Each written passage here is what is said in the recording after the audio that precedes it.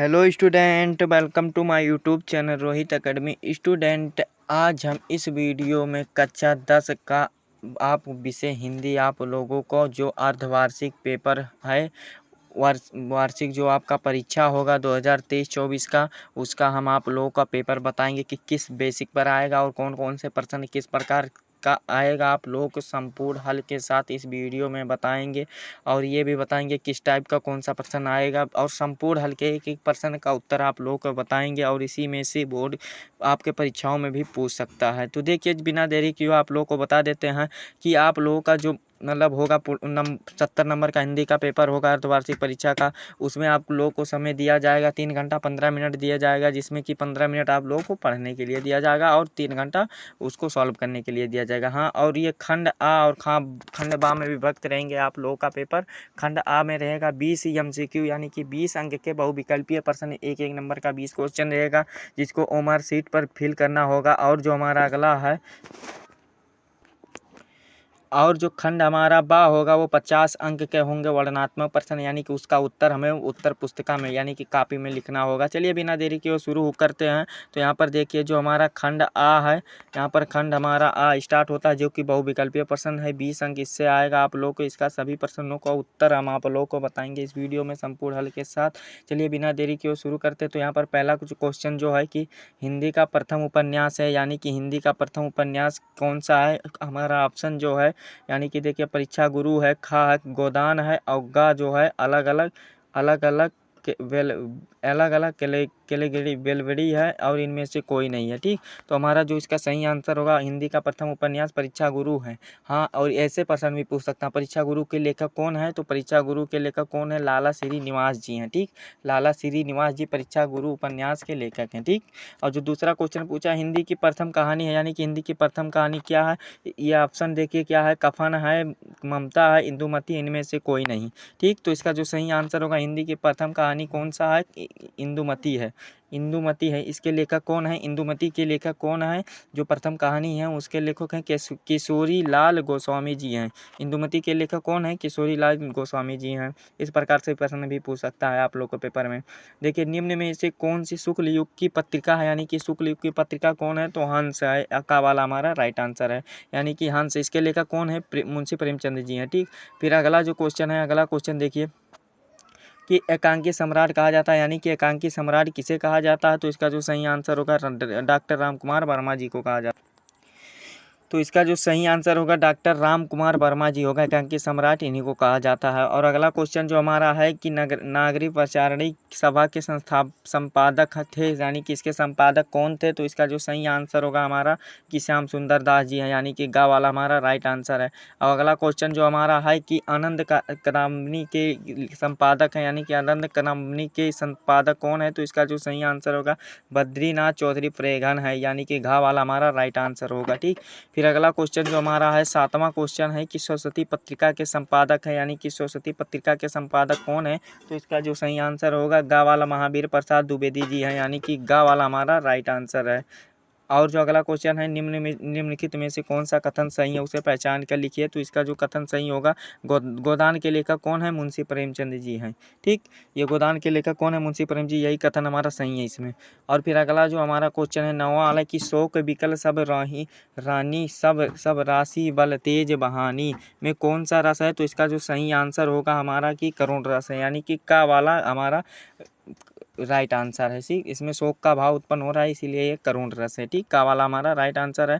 10वां question देखिए क्या, 10वां question में है कि जो सुमिरत सिद्धि होय गणनायक करियो वदन और के दोनों मतलब दोनों चरणों में कितनी मात्रा है। तो इसका जो सही आंसर है 24 मात्रा है। कैसे, क्योंकि ये जो हमारा ये है पंक्ति, ये सोठा छंद है। सोठा छंद में कितनी मात्राएं होती है, 11, वो मतलब 24 मात्राएं होती है, इसीलिए ये गा वाला हमारा राइट आंसर है। ठीक, और फिर जो अगला क्वेश्चन हमारा है, 11वां जो क्वेश्चन है, देखिए कि चरण कमल बंदो हरिराई में किस अलंकार की अभिव्यक्ति हुई है? तो इसमें जो है रूपक रूपक रूपक अलंकार की अभिव्यक्ति हुई है, यानी कि का वाला हमारा राइट आंसर है। ठीक, ग्रामा का वाला हमारा राइट आंसर है।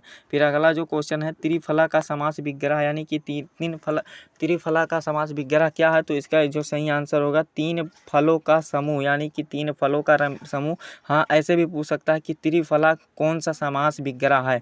तो इसमें जो ऑप्शन दिया रहेगा इसका जो सही आंसर हो द्विगु समास है। कौन सा समास है? द्विगु समास है। ठीक, और फिर अगला क्वेश्चन हमारा है कि कपड़ा के तत्सम है। कपड़ा का तत्सम क्या होता है? करपट होता है। खा वाला हमारा राइट आंसर है। अग्नि का पर्यायवाची है। अग्नि का पर्यायवाची अनल है, का पावक है, आग है, यानी कि उपयुक्त सभी, यानी कि घा वाला हमारा राइट आंसर होगा। फिर अगला हमारा क्वेश्चन है 15वां, पेड़ तरु धूम्र आदि कहलाते हैं, तो ये पर्यायवाची कहलाते हैं। ठीक है, और फिर अगला हमारा है कि मध्यवरी में कौन सी संधि है? तो मध्यवरी में कौन सी संधि है? यड़ संधि, यानी कि बा वाला हमारा राइट आंसर है। और जो अगला 17वां है, तथैव में संधि विग्रह, ये प्रश्न बहुत इंपॉर्टेंट है, ये हर बार हर परीक्षाओं में बोर्ड परीक्षाओं में पूछ सकता है। तथैव में समास विग्रह है तो तथा प्लस एव है, यानी कि बा वाला का वाला हमारा राइट आंसर है। फिर अगला 18वां क्वेश्चन है कि फलेश किस विभक्त व वचन के है? तो इसका जो सही आंसर होगा फलेश जो होगा 18वां क्वेश्चन का आंसर वो खा वाला हमारा राइट है, सप्तमी विभक्त बहुवचन है। ठीक, खा वाला हमारा राइट आंसर है। फिर अगला हमारा क्वेश्चन है पठेतु किस लकार का रूप है? पठेत जो होता है लोट लकार का रूप होता है, यानी कि का वाला हमारा राइट आंसर है। फिर अगला जो है दृश्यत किस लकार पुरुष व वचन है? तो इसका जो सही आंसर होगा 20 का वाला, यानी कि लट लकार का प्रथम पुरुष एक वचन है, का वाला हमारा राइट आंसर है। तो इस प्रकार से आप लोगों को इस वीडियो में मतलब यहाँ तक आप लोगों को पहुँचा दिए हैं, और 20% यहाँ पर 20 आंसर हमारा कंप्लीट होता है 20 क्वेश्चन का। ठीक, तो यहाँ पर चलिए आगे भी बिना देरी किए हो बता देते हैं आप लोगों को इसी बेसिक से इसी के आधार पर आप लोगों को सभी बताएंगे प्रश्नों का उत्तर। देखिए वर्णनात्मक पर खंड का इसी के आधार पर ऐसे ही प्रश्न आप लोगों के परीक्षाओं में पूछा गया है, भारतीय परीक्षाओं में और बोर्ड परीक्षाओं में भी। देखिए वर्णनात्मक प्रश्न खंड बा है। ठीक, खंड बा जो हमारा है देख लीजिए, इसका उत्तर हमें कॉपी में लिखना होगा, यानी कि इसके बारे में बताना होगा। ठीक, तो देखिए पहला जो है वर्णनात्मक प्रश्न आपका 50 नंबर का, ये तो शुरू में ही बताए हैं ना। तो देखिए पहला जो निम्नलिखित गद्यांश पर आधारित प्रश्नों का उत्तर दीजिए 3 गुणे 2, यानी कि आप लोगों का 3 प्रश्न दिया रहेगा, 2-2 नंबर का होगा, 6 नंबर आपका कंप्लीट होगा। यहाँ पर देखिए बता देते हैं आप लोगों को। पहला जो है कि पढ़ लेते हैं इस गद्यांश को। मित्र का कर्तव्य ऐसा बताया गया है कि उच्च और महान कार्य में हर प्रकार का सहायता देना, संबंध को बढ़ाना या साहस दिलाना कि तुम अपने निज, यानी कि यहाँ पर देख सकते हैं आप लोग, यहाँ पर मित्र शब्द आ गया, यानी कि आप लोग का चैप्टर किससे लिया गया? मित्रता। आप लोग इसको ध्यान को देख लीजिएगा। ठीक, और ये मित्रता से है। ठीक, तो हम आप लोगों को वैसे बता देते हैं इसका आंसर, स्पष्टीकरण आप लोगों को करके बता देते हैं। तो इसमें क्वेश्चन देखिए क्या पूछा है कि उपयुक्त गद्यांश का संदर्भ लिखिए। ठीक, तो इसका संदर्भ सर्वप्रथम आप लोगों को बता देते हैं। संदर्भ लिखिएगा क्या कि प्रस्तुत गद्यांश हमारी पाठ्य पुस्तक हिंदी के गद्य खंड में मित्रता नामक पाठ से लिया गया है, जिसके लेखक कौन है? आचार्य रामचंद्र शुक्ल जी हैं। राइट है ना? ये 2 नंबर आपका क्या हो गया? कंप्लीट हो गया। ठीक, 2 नंबर कंप्लीट हुआ। फिर अगला क्वेश्चन है गद्यांश के रेखांकित अंश की व्याख्या कीजिए। तो हेडिंग डालिएगा रेखांकित अंश की व्याख्या, और इसमें लिखिएगा क्या कि रेखांकित अंश की व्याख्या। प्रस्तुत पंक्ति में लेखक कहता है कि एक सच्चा मित्र अपने मित्र की अच्छे एवं महान कार्यों को करने के इस प्रकार सहायता करता है कि वह साहस और दृढ़ संकल्प के बल पर अपने सामर्थ्य यानी कि शक्ति से भी अधिक कार्य कर जाता है। किंतु ऐसे मित्र सरलता से नहीं मिलते हैं। ऐसा वही व्यक्ति कर सकता है जिसका मन शक्तिशाली और जो स्वभाव का दृढ़ निश्चय हो। शक्तिशाली मन और सत्य मार्ग पर चलने वाला व्यक्ति ही संकट आने पर अपने मित्र की सहायता करता है। ये हमारा हो गया रेखांकित अंश की व्याख्या 2+2, यानी कि 4 नंबर आप लोगों का गद्यांश और व्याख्या में कंप्लीट हो गया। फिर अगला क्वेश्चन क्या पूछा है कि मित्र का कर्तव्य कैसा होता है? ये क्वेश्चन है हमारा। तो मित्र का कर्तव्य, तो मित्र इसका आंसर लिखिएगा कि मित्र ऐसा हो जिसका समाज में सम्मान हो, या सत्य में निष्ठा रखने वाला हो, निष्कपट सभ्य परिश्रमी एवं सत्यनिष्ठ मित्र कभी अपने मित्र को धोखा नहीं दे सकता है। ये हमारा हो गया इसका मित्र का कर्तव्य कैसा हो सकता है। तो यहाँ पर आप लोग का 6 नंबर कंप्लीट होगा। देखिए आप लोग को प्रश्न अथवा में भी करके दिया जाएगा, देख सकते हैं आप लोग को स्क्रीन पर दिखा दे रहे हैं, थोड़ा जूम करके देखिए अथवा करके भी दिया गया है। अगर आपको ऊपर वाला नहीं आ रहा तो ऊपर वाला मत करिए, नीचे वाला कर लीजिए। अगर आपको ऊपर वाला आ रहा तो ऊपर वाला भी कर सकते हैं। ठीक, तो यहाँ पर देखिए आप लोग को ऊपर वाला बता दिया, तो ये वाला भी देख सकते हैं आप लोगों को। यहाँ पर अजंता शब्द आ गया है तो अजंता से लिया गया है, ये वाला भी देख सकते हैं आप लोग, अजंता वाला देख लीजिएगा। ये वाला आप लोग को एक क्वेश्चन बताएंगे सभी का। तो देखिए यहाँ पर पहला जो अगला क्वेश्चन है हमारा, अगला क्वेश्चन जूम कर दे रहे हैं, आप लोग को बता दे रहे हैं। देखिए अगला क्वेश्चन है कि दिए गए पद्यांशों पर आधारित प्रश्नों का उत्तर दीजिए। ये भी वैसे ही, यानी कि वैसे ही ये भी अथवा करके दिया गया। तो पहला जो है देखिए पढ़ लेते हैं इसको। ये हमारा पद्यांश है, यानी कि पदावली पद्यांश है आपका। तो देखिए इसमें है, कौन निर्गुण कौन देश को वासी, मधुकर कहीं समुझाए सो दे, बुझन न साची, बुझात न साच न हासी, को है जनक कौन है जननी, को है नारी को नारी का है दासी, कैसी बनन भैंस कैसी की रस में अबलासी, पाओगे पाओगे पुन कियो अपनोर, जो रे करे गुम गासी, सुनत मौन रहो बवारो, सूर सबे मतनासी। यानी कि ये कह रहे हैं। तो यहाँ पर देखिए इसका जो उत्तर होगा आप लोगों को, इसमें क्वेश्चन क्या पूछा है सर्वप्रथम ये देख लेते हैं। तो क्वेश्चन आप लोग को यहाँ पर देखिए क्या दिया गया है कि उपयुक्त पद्यांश का संदर्भ लिखिए, यानी कि पद्यांश का संदर्भ लिख दीजिएगा। तो इसका संदर्भ यही लिखिएगा कि प्रस्तुत पद्यांश हमारी पाठ्य पुस्तक हिंदी के पदखंड से पद नामक पाठ से लिया गया, जिसके लेखक कौन है, सूरदास जी हैं। बस यही लिख दीजिएगा और कुछ मत लिखिएगा। पद्यांश में यही, संदर्भ में यही लिखिएगा। और फिर रेखांकितांश की व्याख्या में क्या लिखिएगा, तो यही लिखी दीजिए। रेखांकितांश की व्याख्या क्या लिखना है, तो देखिए इसमें लिखिएगा कि हे सूरदास जी कहते हैं कि हे उद्धव जी, मतलब ऐसे डायरेक्ट लिखिएगा कि हे उद्धव जी, मैं अपनी सौगंध दे कर के पूछती हूँ, हंसी नहीं करती हूँ, आप हमें यह समझ कर बतला दीजिए कि आप जिस निर्गुण ब्राह्मण की चर्चा कर रहे हैं वो किस देश का रहने वाला है। बस यही है, और कैसा वर्ण भी है, बस इतना ही करना है। शॉर्ट करेंगे तो नंबर आपको पूरा दिया जाएगा, ठीक। और फिर अगला क्वेश्चन हमारा क्या है कि इन पंक्तियों में गोपियाँ किससे प्रसन्न कर रही हैं, तो बस किससे के जगह पे लिख दीजिएगा आप लोग, ऊधो लिख दीजिएगा। क्या लिख दीजिएगा, ऊधो लिख दीजिएगा, ठीक। यही हमारा राइट आंसर हो गया, ठीक।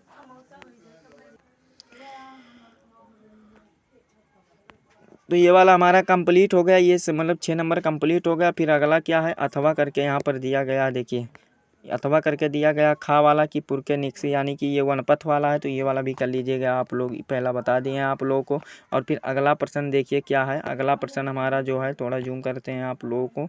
देखिए अगला प्रश्न है कि दिए गए संस्कृत गद्यांश में से किसी एक का संदर्भ सहित हिंदी में अनुवाद कीजिए। ये आप लोगों को 5 नंबर में संदर्भ करेंगे, पूरा सही रहेगा तो आप लोगों को कितना नंबर दिया जाएगा, संदर्भ पर 2 नंबर दिया जाएगा, और उसका अनुवाद हिंदी करेंगे तो आप लोगों को 3 नंबर दिया जाएगा, यानी कि टोटल 5 नंबर दिया जाएगा। तो इसमें देखिए पढ़ के आप लोगों को हिंदी स्पष्टीकरण कर रहे हैं।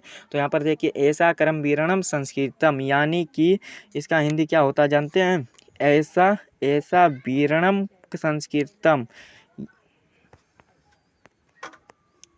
तो ये देखिए पहले हिंदी अनुवाद मत कीजिएगा, इस प्रकार से गलती नहीं करना। पहले आप लोग को लिखना है संदर्भ, यानी कि क्या लिखना है, संदर्भ लिखिएगा। संदर्भ में लिखिएगा क्या कि प्रस्तुत संस्कृत गद्यांश हमारी पाठ्य पुस्तक हिंदी के संस्कृत खंड में संकलित भारतीय संस्कृत नामक पाठ से लिया गया। ये आप लोगों का 2 नंबर कंप्लीट हो गया। फिर हिंदी अनुवाद हेडिंग डालिएगा, फिर इसमें लिखिएगा, देखिए क्या है कि ऐसा कर्म विवरण संस्कृत, यानी कि यह कर्म में संलग्न रहने वाला, यानी कि कर्मवीरों की संस्कृत है, ठीक। लिख दीजिएगा कर्मवीरों की, या कर्मवीरों की संस्कृत है, बस, या कर्म में संलग्न रहने वाला कर्मवीरों की संस्कृत है। फिर क्या है, कुरुतेवे कर्मवीरम जिस विच्छेदम समम इति अस्यम उद्देश्यम, यानी कि इसका हिंदी क्या हो जाएगा कि यहाँ कर्म करता हुआ ही 100 वर्षों तक जीने की इच्छा करें, ठीक। और फिर क्या है, पूर्व कर्म तदंतर फलम इति अस्माकं संस्कृतम नियमम, यानी कि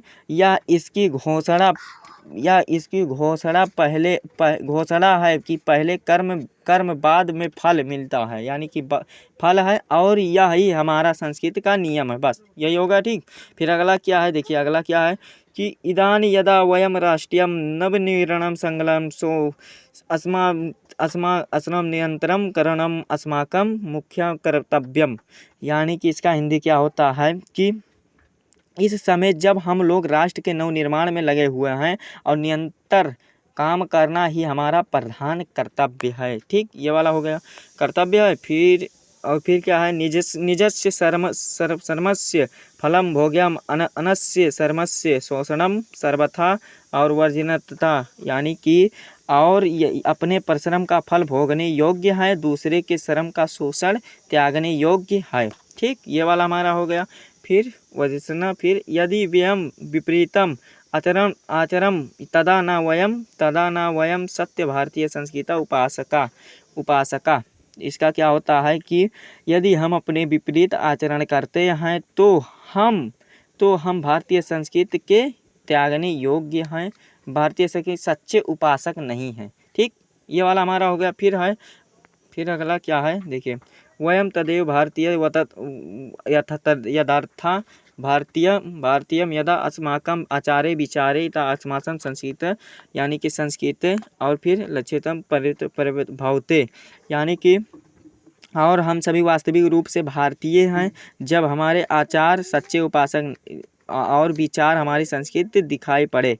फिर अगला क्या है देखिए, अगला क्या है यहाँ पर देख सकते हैं, अभिलाष्य वयम विवस्य अभिव्यक्त भारतीय संस्कृत एकादश संदेशा लोके सर्वत्र प्रसारते, यानी कि हम सब चाहते हैं कि संसार की उन्नति के लिए भारतीय संस्कृति का यही दिव्य संदेश संसार में जगह फैल गया। ये हमारा हो गया हिंदी अनुवाद, और आप लोगों को अथवा में भी दिया गया है। अगर आपको ऊपर वाला नहीं आ रहा तो ये वाला भी कर सकते हैं। ठीक, जो आपको इच्छा हो वही कर सकते हैं आप लोगों को इच्छा अनुसार। तो आप लोगों को ऊपर हम आप लोगों को एक एक स्पष्ट तरीके से आप लोगों को यहाँ तक समझा दिए हैं। आशा करते हैं यहाँ तक आप लोगों को समझ में आ गया होगा। और चौथे नंबर पर हमारा आता दिए गए संस्कृत पद्यांश में दिए गए संस्कृत पद्यांश, जो ऊपर वाला था ये गद्यांश था, ये संस्कृत पद्यांश का एक संदर्भ सहित हिंदी अनुवाद कीजिए, यानी कि संदर्भ सहित हमें हिंदी अनुवाद करना है। ठीक, तो यहाँ पर देखिए, पहले संदर्भ लिखिएगा फिर अनुवाद कीजिएगा। तो यहाँ पर पहला जो दिया गया है कि सर्व भवन्ते सुखिन सर्व सन्तु निर्मयम सर्वे भवन्ते सुखम सर्वे सन्तु निर्मयम, और फिर सर्वे भद्राणि पश्यन्तु या माँ कस्यन्ति दुखम भवत। तो ये वाला देखिए कहाँ से लिया गया, इसका संदर्भ में लिखिएगा कि प्रस्तुत श्लोक हमारी पाठ्य पुस्तक हिंदी के संस्कृत खंड के अंतर्गत भारतीय संस्कृत नामक पाठ से उद्धृत है। इसमें सभी के कल्याण की कामना की गई है। बस इतना लिख दीजिएगा बस। और फिर इसका हिंदी अनुवाद में क्या लिखेगा कि सर्वे भवन्त सुखम, यानी कि सब सुखी हो ठीक। सर्वे संतु निरायम, यानी कि सब रोग रहित हों, यानी कि किसी को रोग ना हो। फिर अगला क्या है, सर्वे भद्राणि पश्यन्ते माँ कसा दुखम भवत भगवत, फिर सब कल्याण को देखें और कोई भी दुखी ना हो। ये हमारा हिंदी अनुवाद हो गया। 5 नंबर यहाँ से आप लोग का कंप्लीट करा दिए हैं। और अथवा वाला भी देख लीजिए आप लोग। अथवा वाला यहाँ पर है, अथवा वाला जो है कि अथवा में आप लोगों को भी दिया गया है, यहाँ पर देख सकते हैं। अथवा वाला ये क्वेश्चन है हमारा कि मानव हित किरोधम, यानी कि मानव हित किरोधम वाला है। तो इसको वाला बता देते हैं। वैसे आप लोगों को ये बहुत पूछा जाता है, ये बोर्ड परीक्षाओं के लिए बहुत इंपॉर्टेंट है। देखिए, मानव हित किरोधम और किरोधम हित न सोचत और कर्म हित्वानम लाभम, ये वाला जो आप लोगों का लिया गया, कहाँ से लिया गया जानते हैं आप लोग को? वही भारतीय मतलब वहाँ से लिया गया, पता है आप लोगों का जो ये लिया गया जीवन सूत्राणि से लिया गया। इसका हिंदी क्या होता है कि मानो हित्वा प्रियम भवत, यानी कि मानो हित्वा प्रियम भवत किरोधो हित्वा न सचांत। तो इसका जो हिंदी होगा, मनुष्य अभिमान को छोड़ना प्रिय होता है, ना कि क्रोध को। यही हमारा पूरा हो गया बस, और वही सुखी रहता है। यही हमारा हिंदी अनुवाद भी हो गया। 5 नंबर इधर से कंप्लीट हो गया।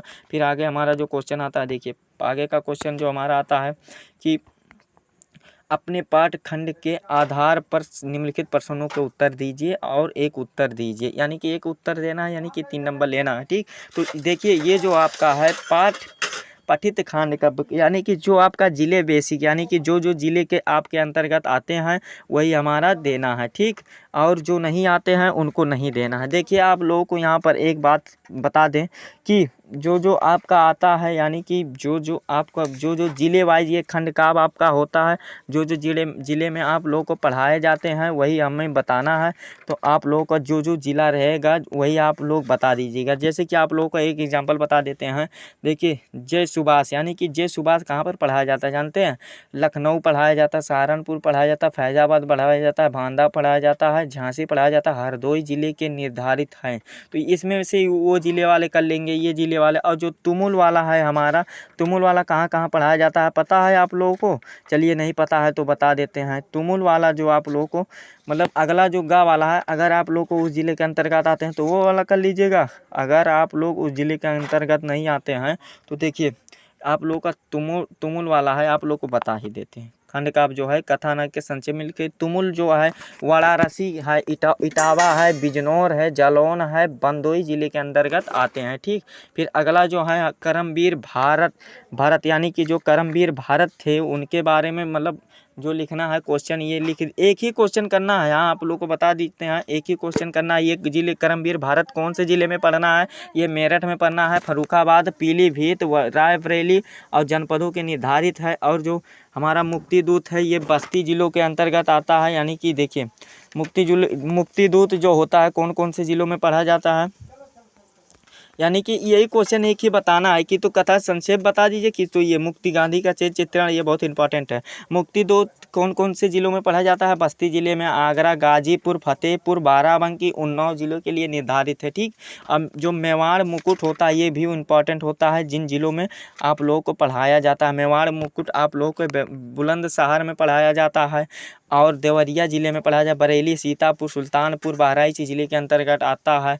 और फिर जो अगला हमारा क्या है कि ज्योति जवाहर है। ज्योति जवाहर कौन कौन से जिलों में पढ़ाया जाता है? तो देखिए ज्योति जवाहर कानपुर, प्रतापगढ़, मिर्ज़ापुर, ललितपुर, रामपुर, गोंडा जिले के अंतर्गत पढ़ाया जाता है। गोंडा जिला या बलराम जिले में अंतर्गत पढ़ाया जाता है। ठीक, और फिर अगला हमारा क्या है, अगला जो छा वाला है क्या है, देखिए छा वाला मृत भूमि के लिए मतलब मृत भूमि कौन कौन से जिले में पढ़ाया जाता है?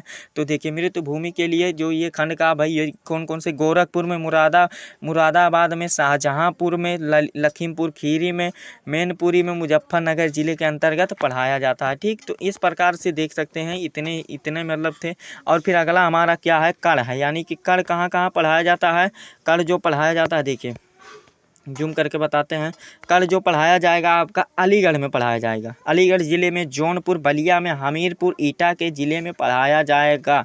ये कड़ वाला जो है ये भी आप लोग मतलब आप लोग को जो जो ज़िले में पढ़ाया जाएगा आप लोग उसको तैयार कर लीजिएगा। इसीलिए आप लोगों को इसका उत्तर हम आप नहीं बता रहे हैं, यानी कि इसका उत्तर आप लोग को ज्ञात नहीं करा रहे हैं। कितना सॉल्व कराएंगे आप लोग इसको खुद से सॉल्व कर लीजिएगा, उसका नाम ही बता दे रहे हैं। ठीक, तो ये वाला हमारा हो गया। फिर अगला हमारा क्या जाता है, अगला जो है अग्र पूजा है। यानी कि अग्र पूजा देख लीजिए इसका वाला अगला जो लास्ट वाला है अग्र पूजा खंड काव्य का कथा का संक्षेप वर्णन कीजिए, या ये वाला कर दीजिए चाहे चित्र। तो ये कौन कौन से जिले में पढ़ाया जाता है या पढ़ा जाता है? इलाहाबाद में पढ़ा जाता है या प्रयागराज में। ठीक, आजमगढ़ में पढ़ा जाता है, मथुरा जिले के निर्धारित है।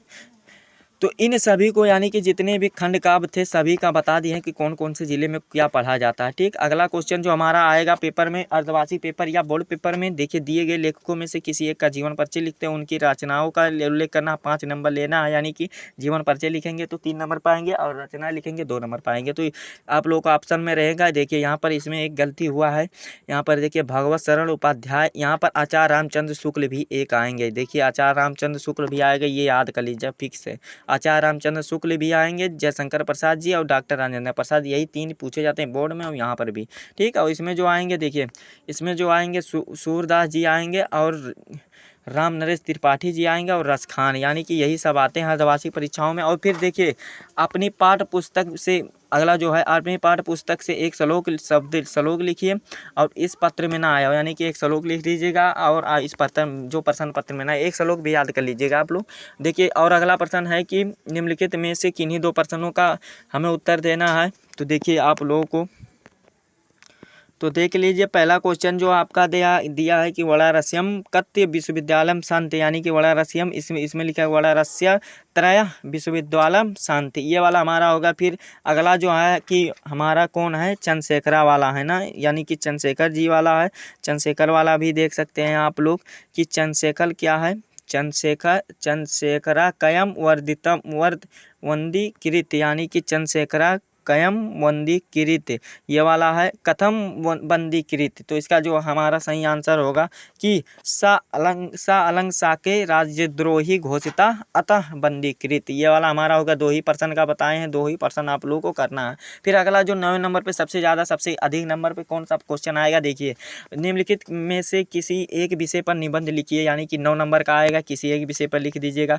विज्ञान की देन पर लिखिए मेरा प्रिय कवि, ये बोर्ड परीक्षाओं में हर बार पूछता है, ठीक, मेरा प्रिय कवि। और फिर है विद्यार्थी जीवन पर लिख दीजिएगा और राष्ट्रीय एकता पर, ये 9 नंबर पर। तो इस प्रकार से आप लोगों का अर्धवार्षिक पेपर होगा और इस प्रकार से आप लोगों का अर्धवार्षिक पेपर और मॉडल पेपर भी है। ये आप लोग मॉडल पेपर भी समझ सकते। अर्धवार्षिक पेपर इसी में से आएगा, आप लोग का क्वेश्चन इसी बेसिक से आएगा, इसमें भी आ सकता है। तो आप लोगों को यहाँ पर संपूर्ण हल के साथ आप लोगों को कक्षा 10 का हिंदी विषय का था तो सॉल्व करके आप लोगों को बता दी हैं। आप लोगों को वीडियो कैसा लगा कमेंट करके हमें ज़रूर बताएं। अगर आप हमारे चैनल पर नए हैं तो चैनल को सब्सक्राइब कर दीजिएगा और बेल आइकन को भी दबा दीजिएगा और सभी स्टूडेंट के पास, क्लास 10 के स्टूडेंट के पास शेयर जरूर कीजिएगा। चलिए मिलते हैं अगले वीडियो में नए टॉपिक के साथ। तब तक के लिए जय हिंद, जय भारत, वंदे मातरम।